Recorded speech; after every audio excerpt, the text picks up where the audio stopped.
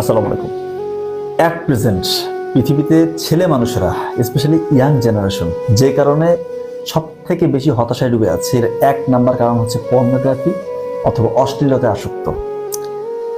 তো তাদের এই হতাশার মূল কারণ হচ্ছে তারা যেভাবে হোক এই পর্নোগ্রাফিতে অ্যাডিক্টেড হয়ে গিয়েছে, কিন্তু তারা ছাড়তে চাচ্ছে, এখান থেকে বেরিয়ে আসতে যাচ্ছে, কিন্তু কোনো রাস্তা তারা পাচ্ছে না। কার কাছে যাবে, কাকে বলবে? এটা তো একটা লজ্জার বিষয়। কার কাছে বলবে? তো আমি এর আগে বলেছি যে পর্নোগ্রাফি ইন্ডাস্ট্রি হচ্ছে একটা মাল্টি ট্রিলিয়ন ডলারের ইন্ডাস্ট্রি, অর্থাৎ হাজার হাজার কোটি টাকার ইনভেস্টমেন্ট রয়েছে এখানে, এবং ডিরেক্টলি এখানে শয়তানের একটা কন্ট্রোল রয়েছে, ইবলিশ শয়তানের কন্ট্রোল রয়েছে।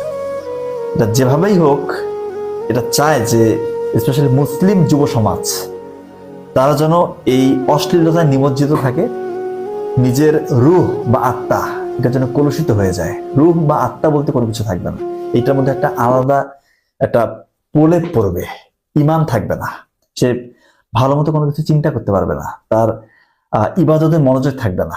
নামাজ পড়বে কিন্তু নামাজে মনোযোগ থাকবে না, যে কয় রাকাত নামাজ হইতে সেটাও সে মনে করতে পারবে না। আর সেজদায় গিয়ে যে একটা আল্লাহর সাথে কানেকশন, কান্না করার ব্যাপার, চোখ দিয়ে যে পানি পড়বে, এই জিনিসটা তার হবে না। সে এতটাই নিজেকে অসহায় মনে করবে যে আমার তো আর কেউ নেই, আমি তো শেষ। আসলে ব্যাপারটা এরকমই হয়।